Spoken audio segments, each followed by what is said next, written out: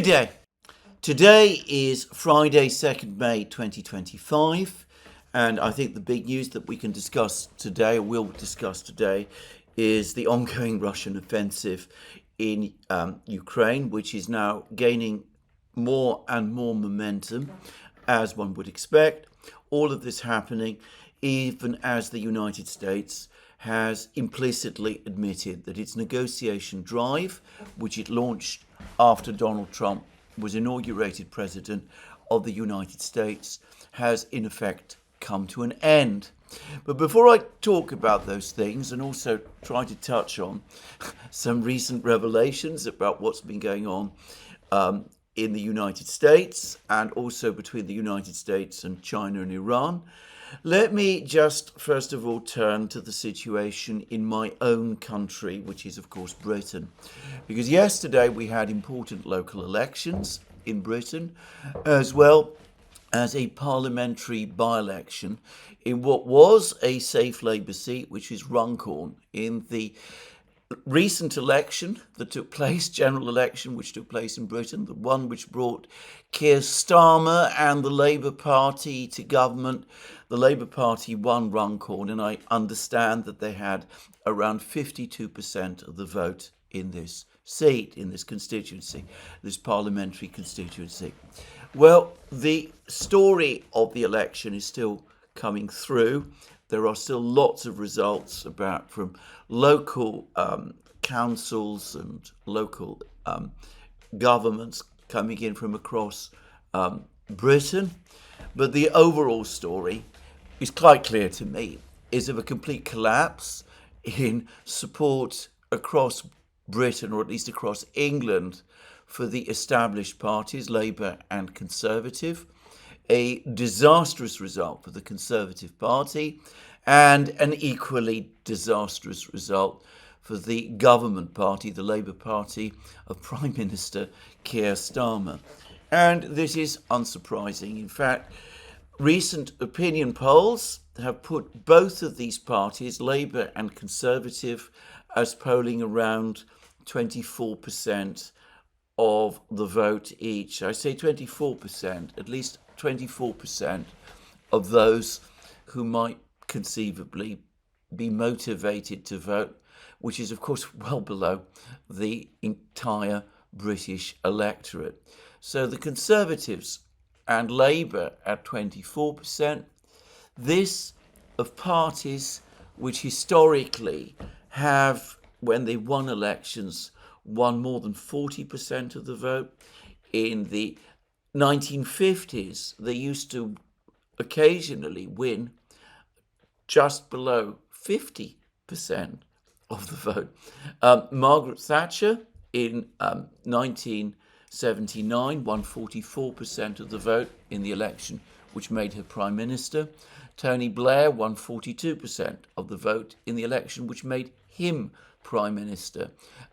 Theresa May in the 2017 election, in which she was widely seen as unsuccessful, won around 44% of the vote. And the Labour Party in that election won, under Jeremy Corbyn's leadership, won around 40% of the vote, on significantly higher turnouts in the 1950s, on much higher turnouts than you tend to see today. Well, today, as I said, Labour and Conservative are at each polling at around 24%, catastrophically low levels. And what is extraordinary is that the party that is now breaking through right across England is Reform, a relatively new, relatively untested party, but led by the veteran politician Nigel Farage. Now, I'm not going to discuss the results in any great detail in this programme. What I would say is that it's clear that Farage has the momentum at the moment.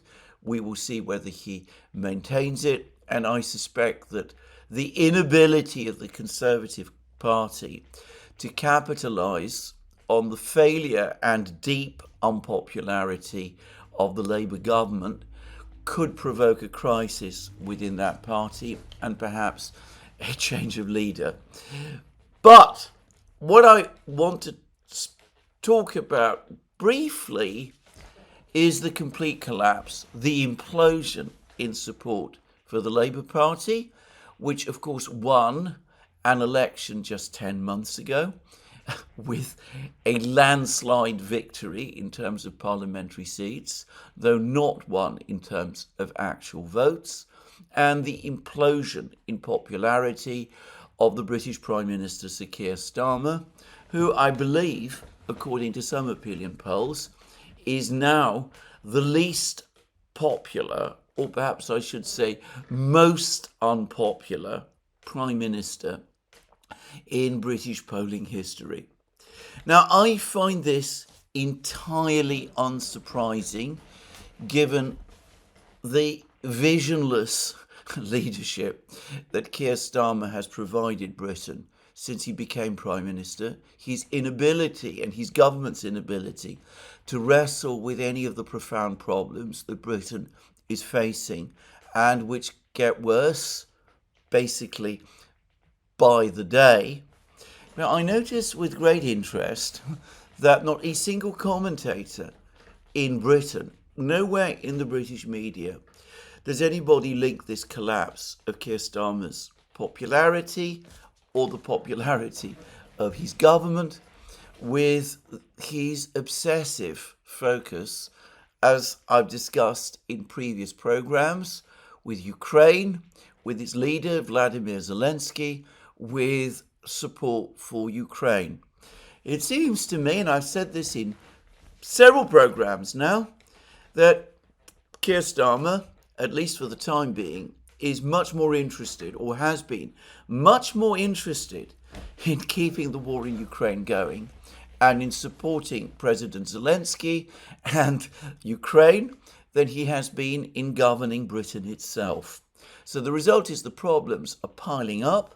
People across Britain are feeling increasingly ignored as the Prime Minister's attention lies somewhere else.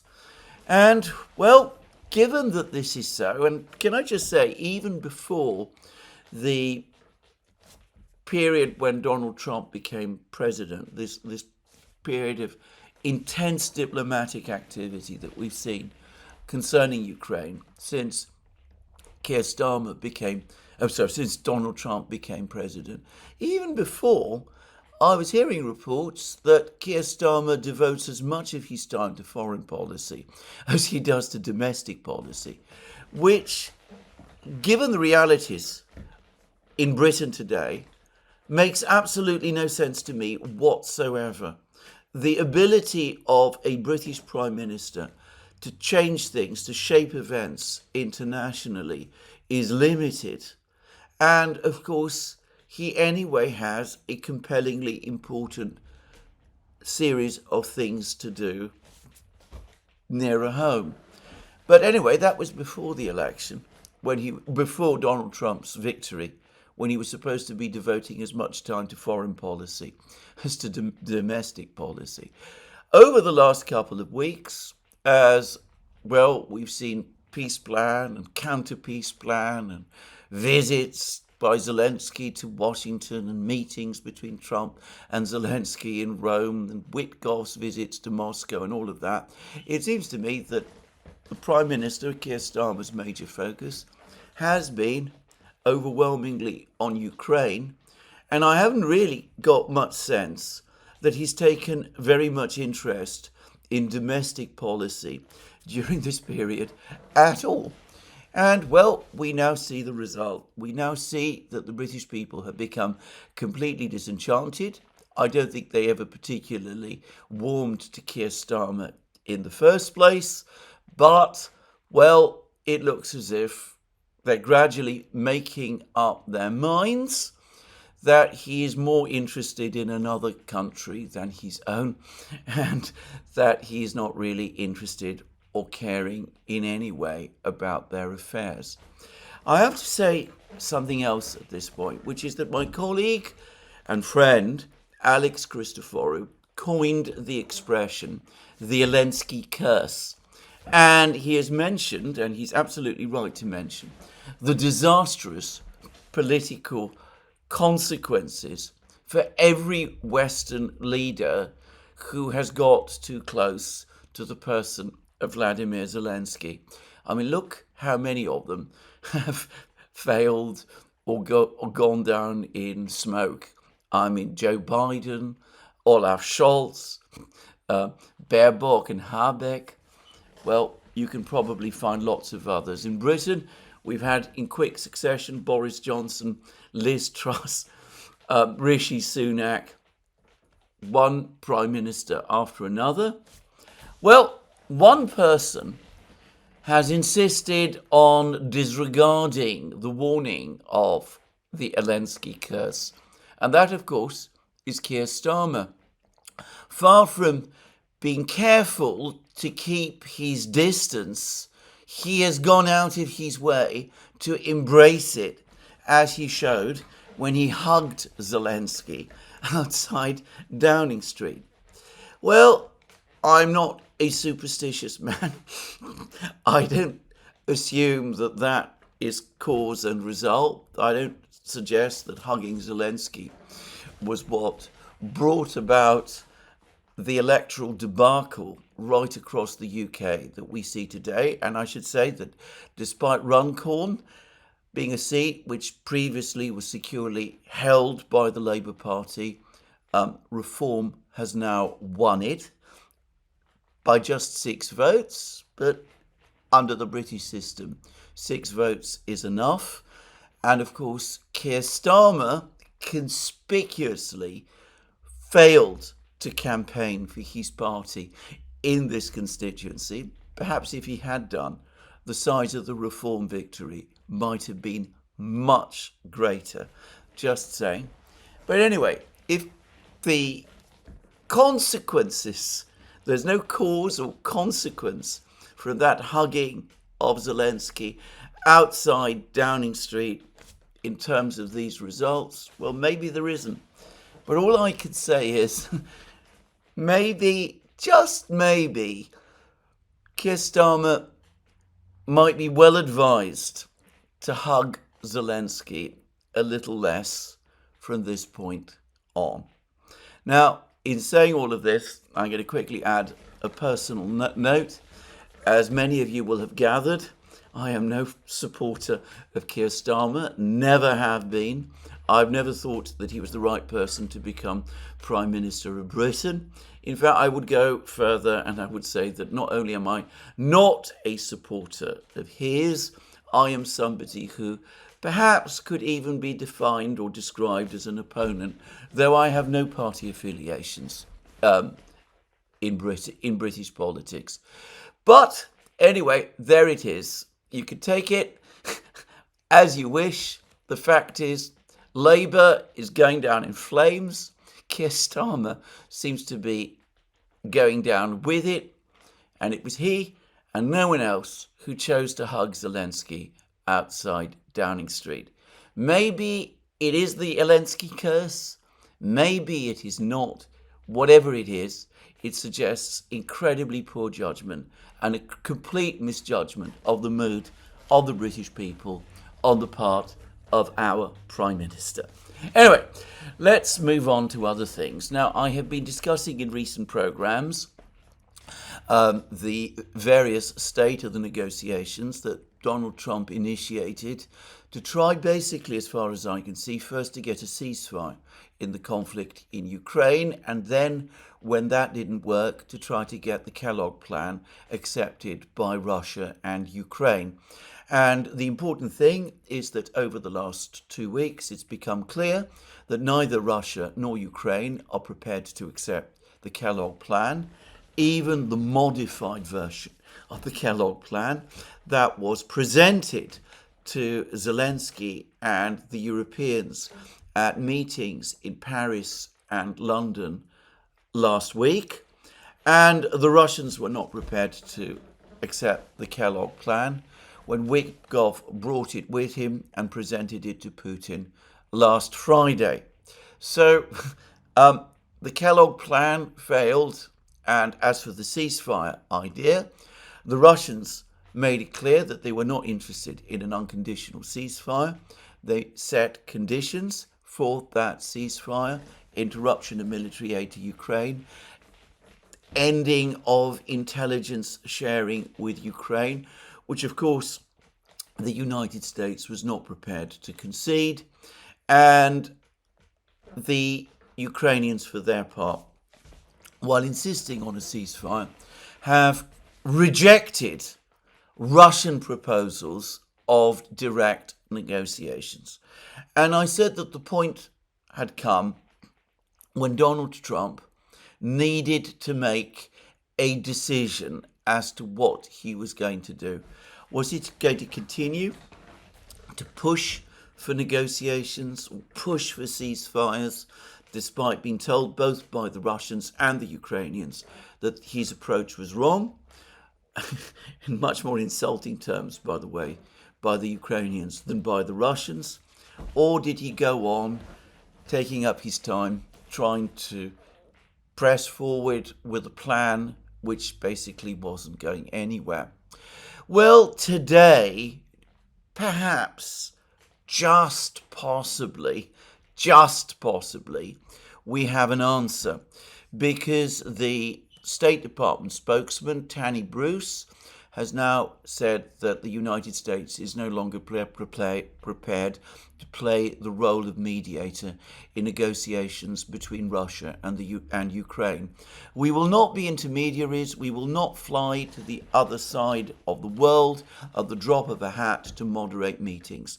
The work must now be done by the two sides. And she went on to say that it's now up to Russia and Ukraine to sort it out between them.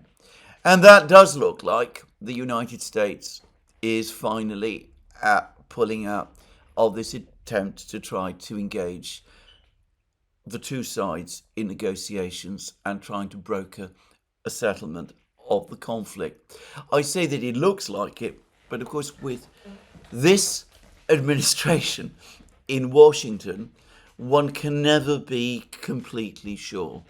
Now, of course, here we see Tammy Bruce talking about the United States acting as a mediator in this conflict. And as many people who watch this channel have been pointing out on various threads, it has always been a very strange idea indeed, entertained by President Trump and his officials, that the United States would act as mediator in a conflict in which, to all intents and purposes, it has been a party. After all, it has been arming Ukraine, and as the New York Times recently told us, it wasn't just arming Ukraine, it was providing Ukraine with intelligence, providing Ukrainian army with command and control, it was planning Ukraine's military campaigns, it was guiding Ukraine's missiles to their targets, it was in all conceivable respects acting as a party to the military conflict. It was also simultaneously waging a massive, sustained economic war against Russia, which continues and might possibly even escalate. So, on what possible basis does a party to a conflict choose to become a mediator? It is a very strange idea, and I think the Russians were far too polite to point it out.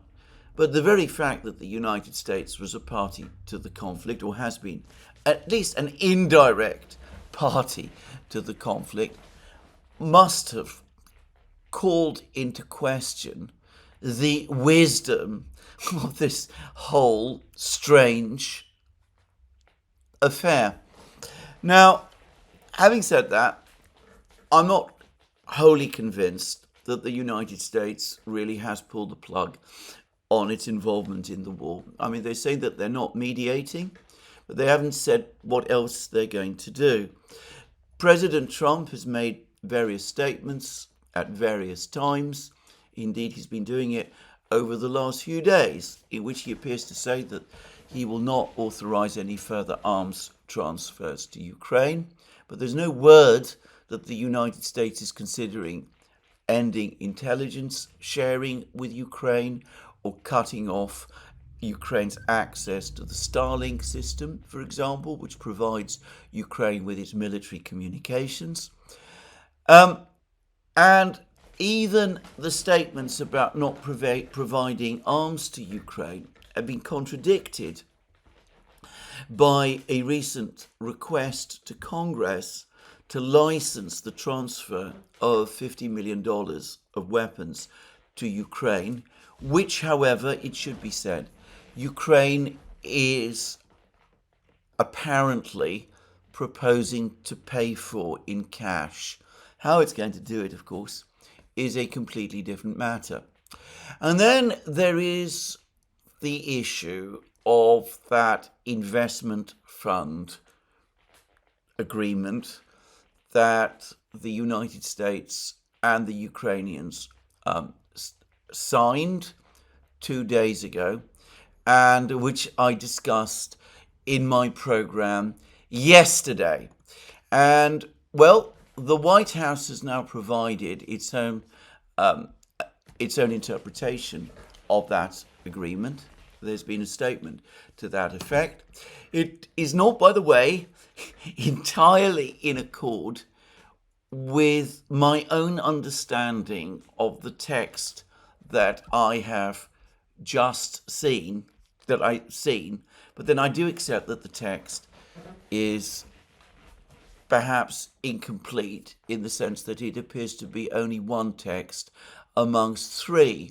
For example, it says that the United States will have first right of over the development of certain natural resources, and that, in other words, that the United States has been given a preferential position in terms of developing Ukraine's natural resources, and rather that the fund that is being created will have that first preferential right. I'm not sure that that is exactly what the text actually says. As I said, it's a very loosely worded document in some ways, even though it is written in copious and very dense legalese. But I'm not going to analyze or discuss that in any detail. What the White House statement says at the very end is this: natural resources projects will include minerals, hydrocarbons, and related infrastructure development. If the United States decides to acquire these resources for ourselves, we will be given first choice to either acquire them or designate the purchaser of our choice. Well, that's, as I said, what the Americans say. I'm not sure that's what the actual agreement says, but maybe it does.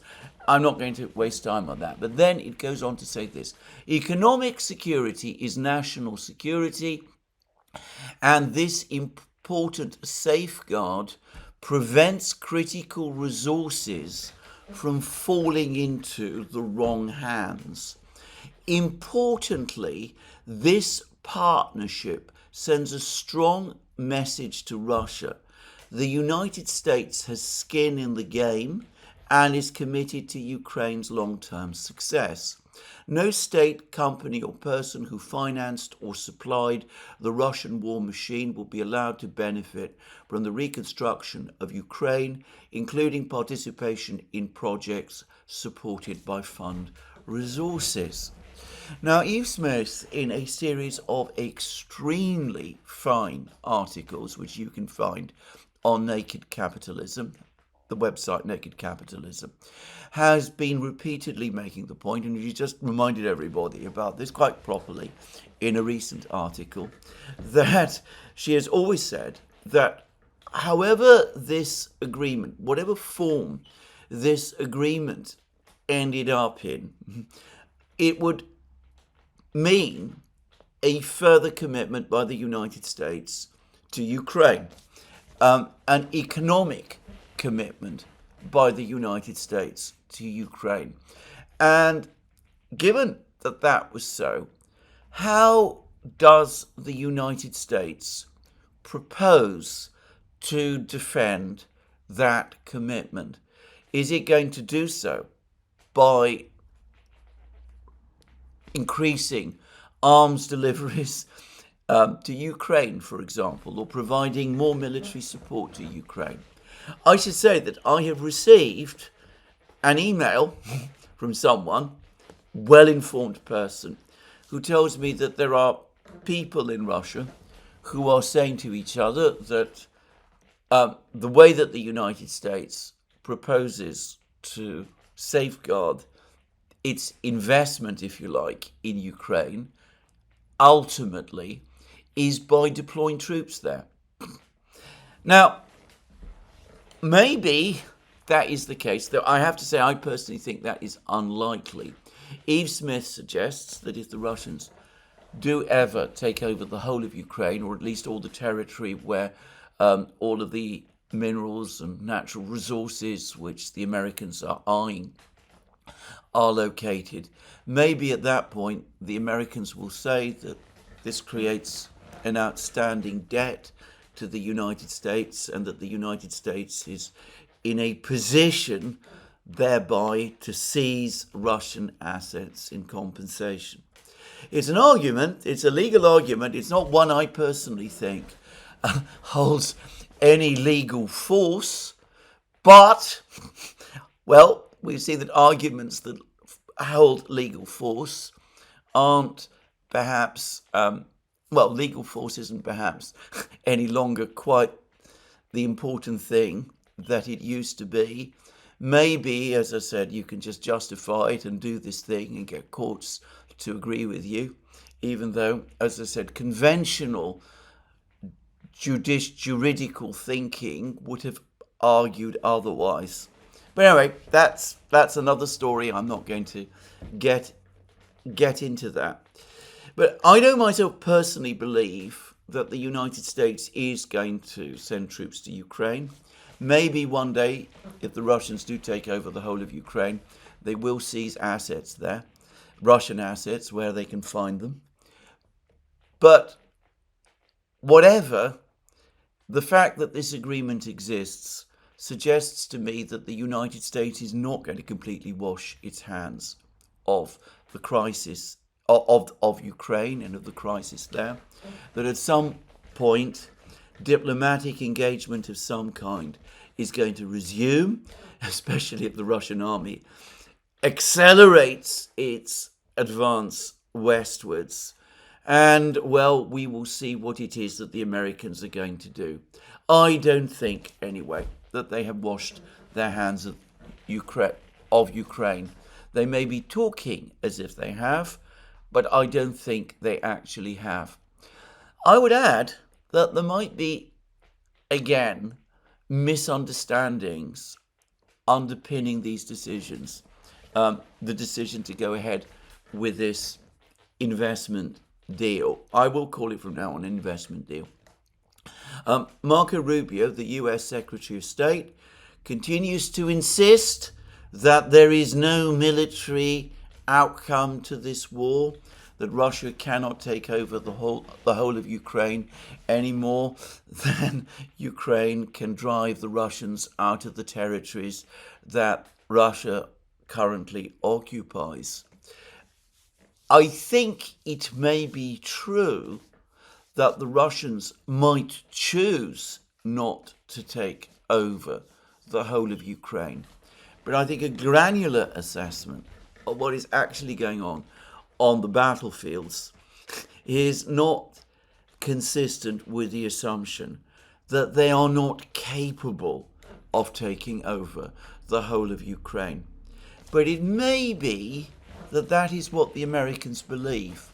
The Daily Telegraph today is talking about an intelligence assessment which has apparently been provided to the Trump administration by the US intelligence community, which for the first time acknowledges that President Putin's objective has not been to take over the whole of Ukraine, but to consolidate Russia's positions and to focus on Russia's domestic economy. I suspect that this piece of realistic assessment is the outcome of the recent change in leadership of the US intelligence community with the appointment of Tulsi Gabbard and John Radcliffe to the respective positions of Director of National Intelligence and Head of the CIA. But again, I think that is a fair description of Putin's intentions when he launched the special military operation in February 2022. It is still the position that Putin held, obviously, when he spoke to the Foreign Ministry on the 14th of June 2024. He was at that time only talking about the 4 regions plus Crimea. It is still Putin's position today, as he has outlined to Witkoff. But of course, as the war continues, as the Russians advance westwards, as they take control of the 4 regions, unless there is a peace agreement, then the Russian calculus might change, especially if they see that Ukraine, however much territory it loses, is not prepared to agree to peace. So anyway, let's put all that aside for the moment. As I said, we have this agreement. I don't think the Americans have washed their hands of Ukraine. I'm not sure whether they intend to stop all military supplies to Ukraine. President Trump has been indicating that he doesn't intend to supply more weapons to Ukraine unless Ukraine buys those weapons. If it's a question of buying weapons, who's going to pay for the weapons? It's been suggested, including by Dmitry Medvedev, the vice chairman of Russia's Security Council and one of the most powerful people in Russia, that the United States might agree to supply Ukraine with weapons on credit based on the proceeds of the future proceeds of this investment fund. But that would be taking an enormous risk, an enormous commercial risk, that this investment fund will ever come into operation, which, given that the war is ongoing, it might never do. I wonder whether the business people who are prominent in Donald Trump's entourage will point that out to him if he's ever inclined to take that step. Anyway, let's not spend more time on this. The United States is saying that it is no longer prepared to conduct mediation. I said in my program yesterday that the Russians had concluded that the whole negotiation process has hit an impasse and has in effect failed.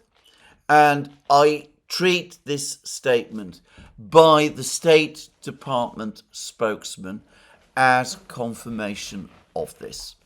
Just saying. Now, one other topic I do not propose to discuss in any great detail is the dismissal yesterday of Mike Waltz from his position as National Security Advisor. There's been an enormous amount said about Mike Waltz, about how he was supposedly incompetent, about how he wasn't managing the staff of the National Security Council properly, about how unhappy allegedly they were with him, how his undoubted neocon opinions did not chime with those of the MAGA movement, how Laura Loomer and Tucker Carlson and others were speaking out against him to the president, how he's been on thin ice ever since the Signalgate affair and all of that. For the record, I don't think he does. His views do correspond very much with those of some members of the MAGA movement. I suspect that he is basically a neocon and a supporter of confrontation with Ukraine, with Russia and China. Apparently, in the Daily Telegraph, that it's reported that the Ukrainians are alarmed to see him go. They worry about the fact that he has gone, and I can perhaps understand why. But as I said, I'm not going to discuss this. This is the product of factional infighting in the US government. I find discussion of factional battles unbelievably tedious and sterile. I have been involved in many of them in my life. I've been a target myself of some of them. I think it is pointless for outsiders to try to understand exactly what happened and what the causes of it, Waltz's dismissal are, and I frankly doubt that it's going to make any very great difference. Perhaps, just possibly, the pro-Ukraine faction within the administration will be slightly weakened, but I don't think one can say that with any certainty. And of course, a lot will depend on who is appointed to take Mike Waltz's place as National Security Advisor. Some are saying it will be Steve Witkoff. I think that very unlikely myself. I think that he's completely somebody who comes from completely outside the government, and I think there'll be heavy pushback against any proposal to appoint him to that post. But anyway, whoever it is, it will tell us a little bit more perhaps about the direction of policy within the US government, but even that, probably not very much.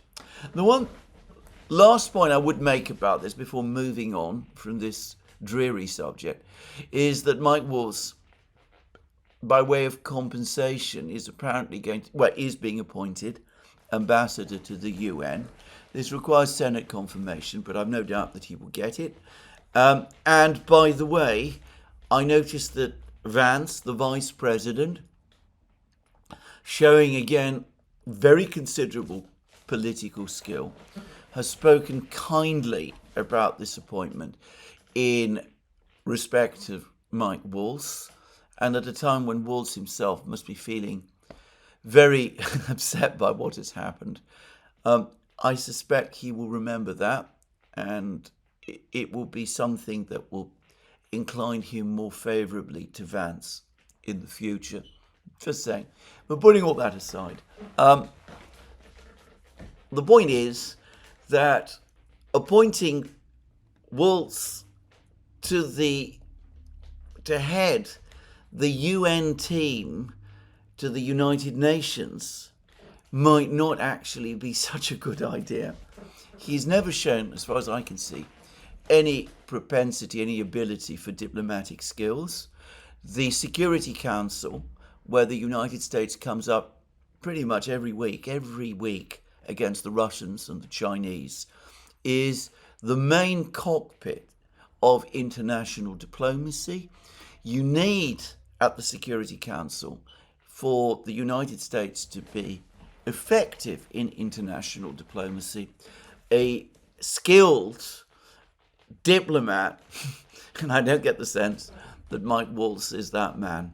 But anyway, I don't want to waste any more time on this. Let's move on. I spoke, when I began this program, about the military situation on the battlefronts, and I think it was back in April that I said that it was clear to me that the Russian offensive was already underway. The much talked about Russian offensive was already underway. The Russians at that time and for the last couple of weeks have been essentially shaping the battlefield. They've been making military gains, but these are not so far decisive ones. but they bring them closer to what look increasingly to be their major objectives, and all the evidence does indeed suggest that the Russian offensive is indeed underway. Now, what has been happening is that gradually, week by week, this offensive has been growing in power and force, and we appear to have seen a decisive shift, upward shift in the gears over the last couple of days, since the end of the Easter ceasefire, to be precise. Now, over the last 24 hours, we've had a whole succession of important news. Now, in the southwest Donetsk area, this is the area near Velikaya Novosilka, the small important strategic town that the Russians captured about 2 months ago. The Russians have now broken into a fortified village called Bogatyr. There is now apparently video evidence of this. There's apparently fighting for this village. There is suggestions that the Russians are now starting to break through this village. This is an area which the Ukrainians fortified, apparently hurriedly, in the last weeks of autumn. It was a kind of improvised defense line after the fall of the Andreevka fortified area. The Ukrainians managed to slow the Russian advance around Bogatyr for a few weeks, but it looks as if the battle for Bogatyr has now begun, and quite plausibly, Bogatyr in a short time will fall. So that's one important piece of news. There's been also significant advances by the Russians. We're talking about, visible movements of territories. We're not talking about just a few meters here and there, but about a kilometer or half a kilometer of advances right across the front lines, and every part of the front lines north of Bogatyr and all the way up to Pokrovsk, towards the west, towards places like Novopavlivka, big fortified village in Dnipro region, which the Russians are now approaching. It looks as if they are indeed planning to enter Dnipro region in order to capture this village. And it looks like they're preparing to take steps to cut off, as I've discussed in several places, the supply lines to Pokrovsk from the west. They already control one of the roads leading to Pokrovsk from the west. There is a northern road. They're not far from this northern road as well, but they're now well to the west of Pokrovsk, and it looks as if they're in a strong position to veer northwards once they've broken Ukrainian supplies and to cut off Pokrovsk from the north. And there have been lots of reports that they have now accelerated their advances northeast of Pokrovsk. There are reports that they've now entered a village to the northeast of Pokrovsk called Malinivka, and apparently fighting is going on for control of this particular village, and they continue to move gradually towards the village of Novo Ekonomichne, big village apparently, sprawling village, I've seen it described, which is just to the east of Pokrovsk, just north of the road from Pokrovsk to Konstantinovka. If this village is captured, then not only are supplies from Pokrovsk to Konstantinovka conclusively and finally cut, but the Russians would be in a very strong position at that point to cut off all supplies to Pokrovsk from the north as well. But all of that is all very interesting, and it's been happening gradually over the last few weeks. But then yesterday we got dramatic confirmation for the first time that Russian troops have actually burst into Pokrovsk itself. Now, this, I suspect, was a raiding party, a sabotage and reconnaissance group.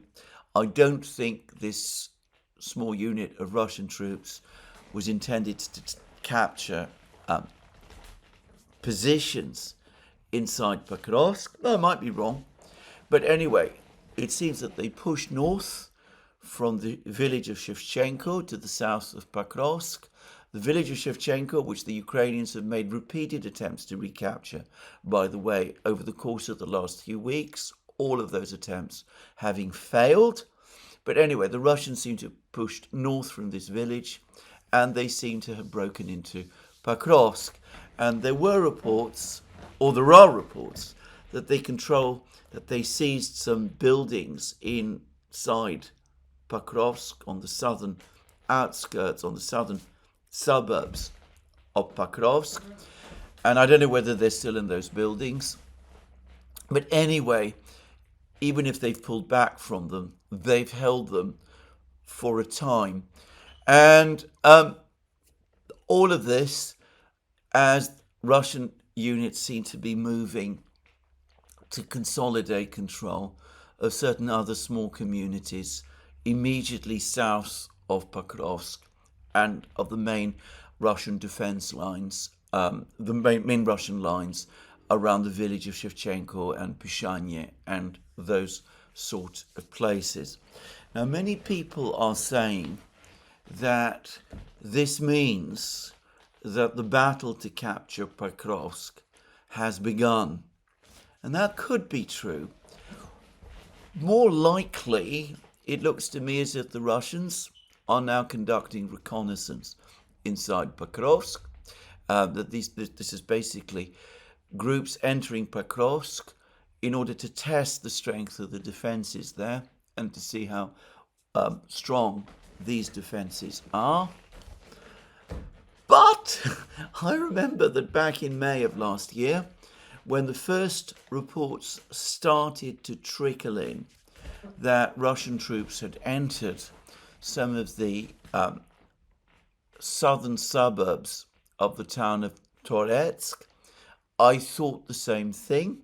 I thought that these were just raiding parties, Russian raiding parties, and it turned out that I was quite wrong, and that the Russians had indeed launched an offensive on Toretsk and the entire Toretsk conurbation, which indeed continued until Toretsk and the whole conurbation did indeed fall fully under Russian control over the course of the last few weeks. So maybe this is the start of the Battle of Pokrovsk.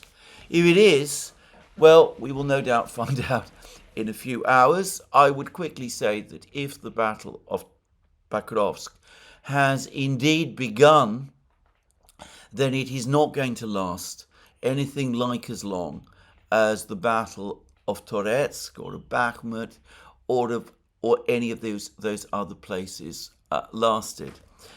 Toretsk, Bakhmut, Krasnogorovka, Selidov,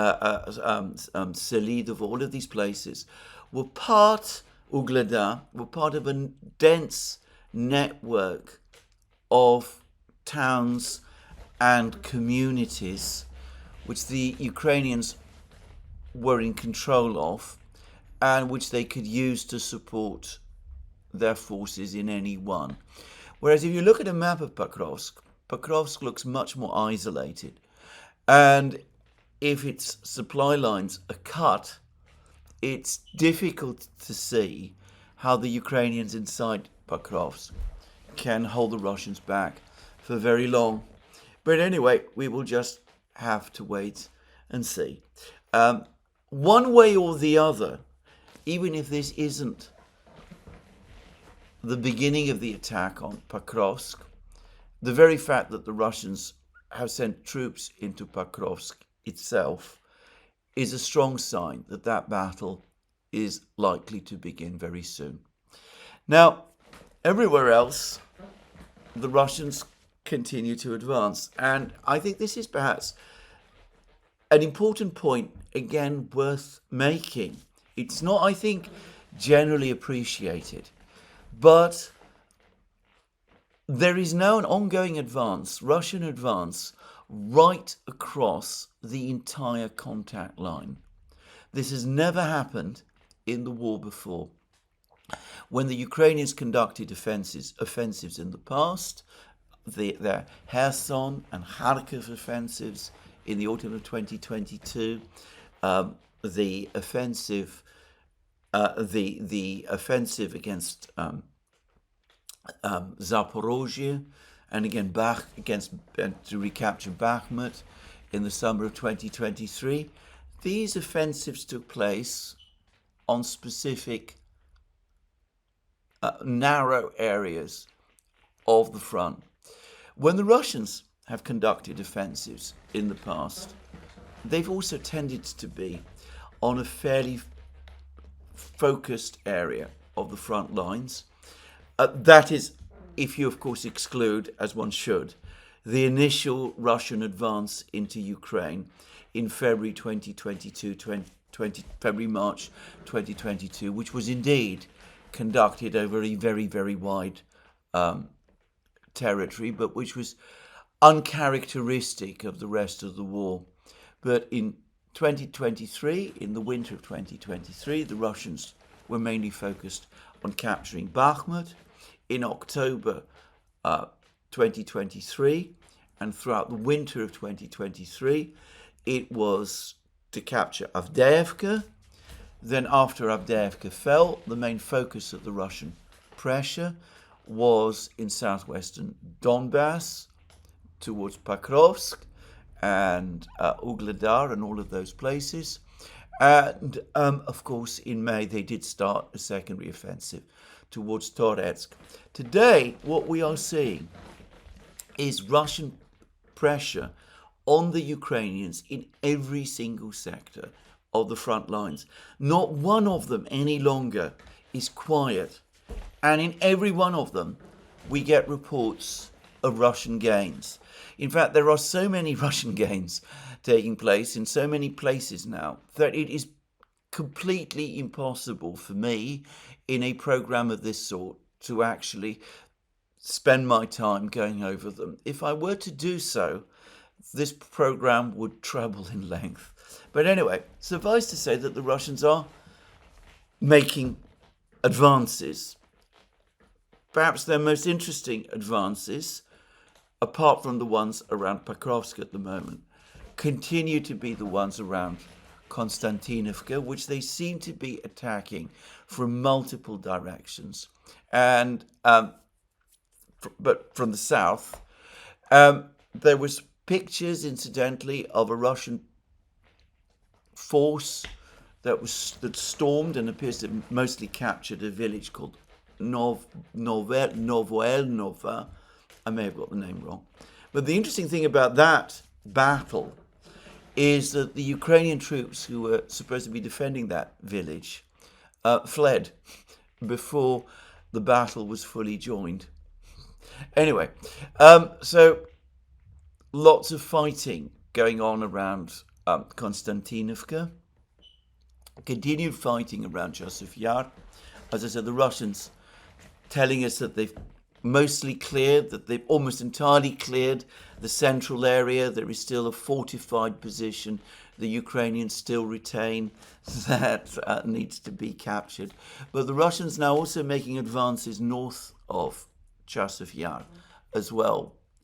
Not easy for me to understand what the purpose of that advance is, but it does seem to be creating another front for the Ukrainians to worry about. Or perhaps the Ukrainians are going to pull out of this territory and that all of it will fall to the Russians very quickly. Who knows? But anyway, lots going on there and around Liman as well. More reports now that the Russians have resumed their attempts to capture Torsky, close to Liman. They seem to be not just very close to Liman itself, but capturing all the surrounding villages, north and east and even south of Liman. Looks like Liman is also likely to fall. And, well, even the bloggers and war reporters and all of those sort of people are talking about a general intensification, an acceleration, if you like, of the speed of the Russian advance, and also, importantly, of growing weakness in resisting it on the part of the Ukrainians. And there may be reasons for this. There's been more reports speaking about the shortage of infantry that now afflicts the entire Ukrainian military. And, well, the Russians now clearly have the Ukrainians heavily outgunned. And as none other than the Institute for the Study of War correctly said, claims that the Russians only conduct attacks using light forces are wrong. Quite often you see Russian armoured vehicles being used, and they seem to be used again in very, very significant quantities. By the way, just to say, there were some people who wondered about the scale of the Russian build-up that I was talking about in my program yesterday. To repeat again, the information about it came mostly from the Wall Street Journal, which itself drew on sources from within the US military and intelligence community, which confirmed that the Russians have not only kept up with their personnel and equipment losses, but are building up forces in addition to the previous forces that they already had. They have enough men and machines recruited and being produced to increase their numbers. So yes, the Russians do sometimes use light forces to storm particular positions and to avoid Ukrainian drones, but it's a misconception that they don't use armor. In fact, they do, and on a big scale. But just to focus a little bit on this, and briefly, the Ukrainians, short apparently of infantry, armoured vehicles increasingly, artillery as well, shells, appear to me to be falling too completely into the trap of over-reliance upon drones. They've been telling each other and the world that drones have completely changed the nature of the battle space, and that one can hold light positions with drones, with small numbers of infantry and things of that kind. My friend Byron Beletic has done an actually very, very good program. He's given a very lengthy interview about this, pointing out correctly that if the Ukrainians have lots of drones, so of course do the Russians, and that drones anyway are only one weapon on a complex battlefield. Now I'm going to say something else here, and this is my own observation, which is that I suspect that the dominance of drones on the battlefronts anyway is going to be short-lived. It is only a matter of time, as always happens in war, before effective counters to them are developed, and I'm sure the Russians are working on those, and I expect to see them start to appear this year, because that is what happens in war. When a weapon is introduced and seems to be effective, the counter to it is produced very quickly. I'm not going to guess what that is. Some people are talking about electromagnetic guns, whatever that is, which I don't pretend to understand. But anyway, I am confident that we are going to see that happen.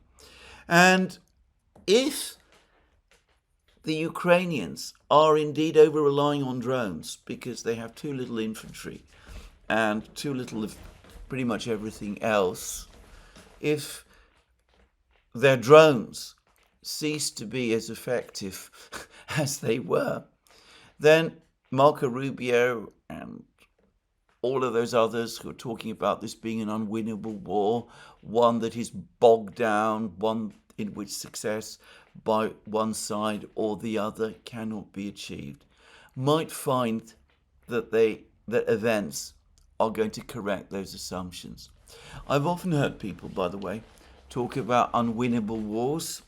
I remember the conflict that was fought out in the Caucasus between the Russians and the insurgency there in the 2000s was regularly referred to by Western commentators as an unwinnable war, with the insinuation that the Russians should negotiate with the insurgents and ultimately accept their independence or their breakaway into whatever it was, whatever kind of Islamist republics that they wanted to set up.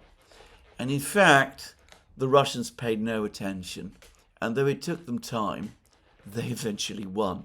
Just saying, I think this is not an unwinnable war.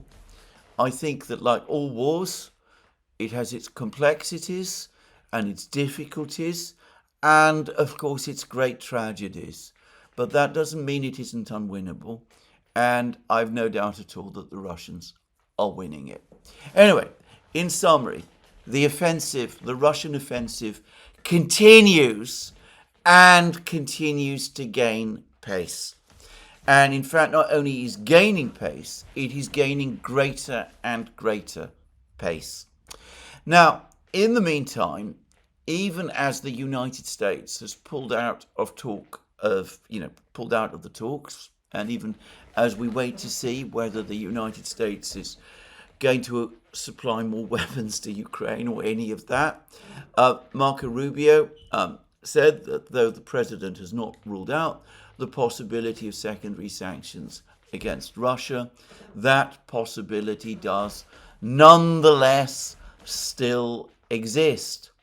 Now, actually, I took that to mean that the United States, that Trump has not yet made a decision, to impose secondary sanctions, tariffs and banking sanctions and those kind of sanctions against Russia. When the Americans are saying that it's now up to the Ukrainians and the Russians to sort this out between them, to negotiate or agree a ceasefire or that sort of thing, it seems to me that the US is taking a step back, or at least the Trump administration is taking a step back, and that they're not perhaps pressing forward with secondary sanctions to try to stop Russian energy exports, at least not for the moment. But everything and anything can change. And, well, we've just seen something happen, which frankly came a little out of the blue, which is an angry post by the President Donald Trump on Truth Social, in which he said that it was absolutely wrong that any country in the world should buy Iranian oil, that this is unacceptable, that any country that did buy Iranian oil could no longer do any kind of business at all with the United States. And he made it clear that this was secondary sanctions.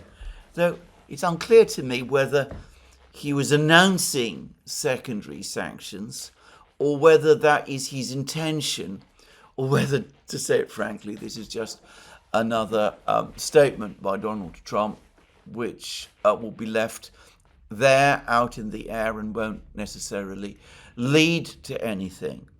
Now, the biggest buyer of Iranian oil has been China.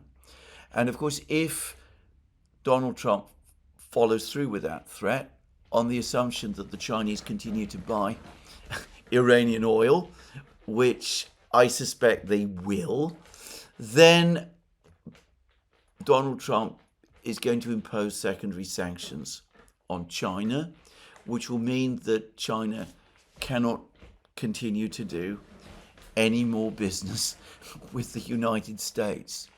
This over and above the already stratospheric tariffs that the United States has imposed on Chinese goods, which have led to retaliatory tariffs by China against the United States. Moreover, if we get into the sanctions game, then lifting the tariffs isn't going to make any difference, because the sanctions will still be there. And sanctions are notoriously difficult, probably more difficult than tariffs, to withdraw, especially if someone in Congress gets the idea, which they might very well do, that they should make those sanctions legal through legislation. So, will Donald Trump follow through with that threat? As I said, it seems to me extraordinarily reckless.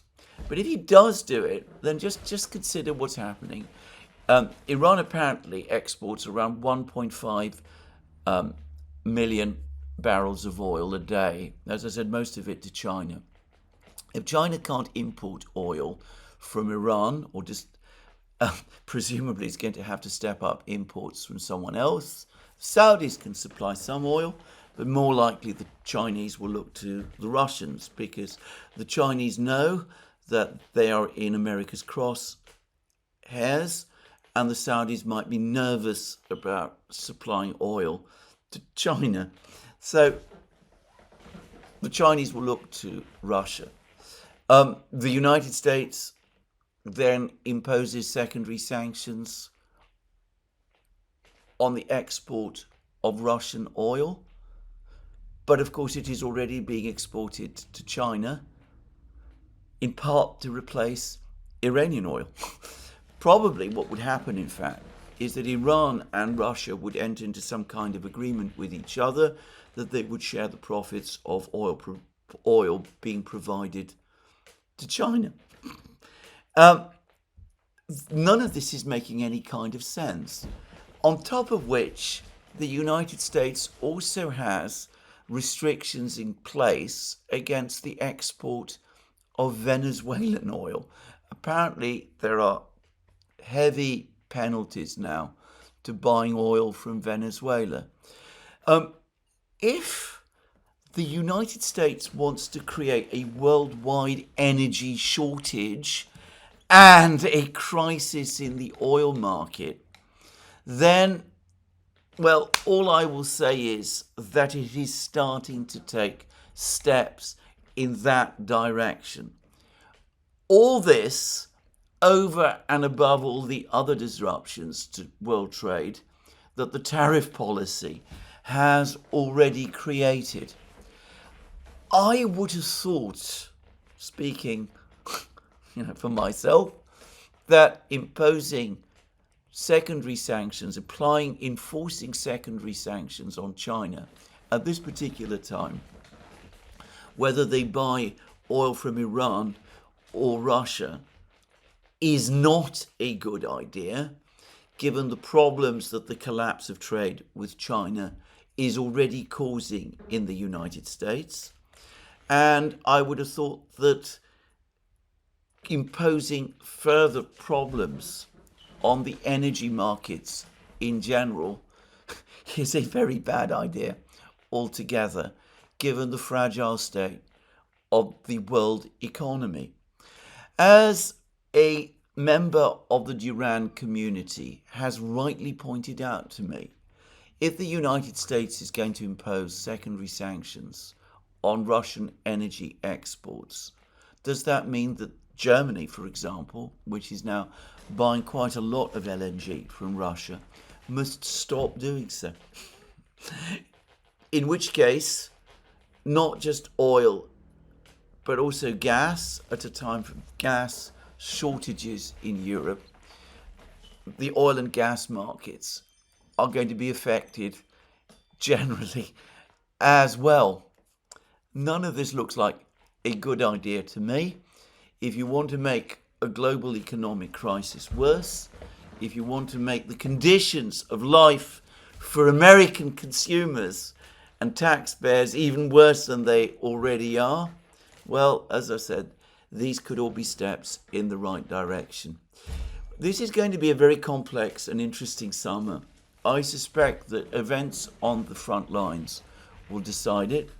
We will see how far and how fast the Russian offensive goes, but it seems to me that the Russians have the initiative. Anyway, this is where I finish my program today.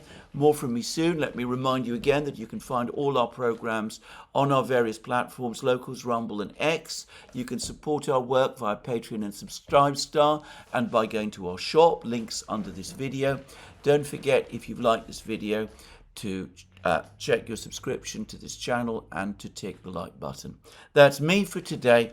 More from me soon. Have a very good day.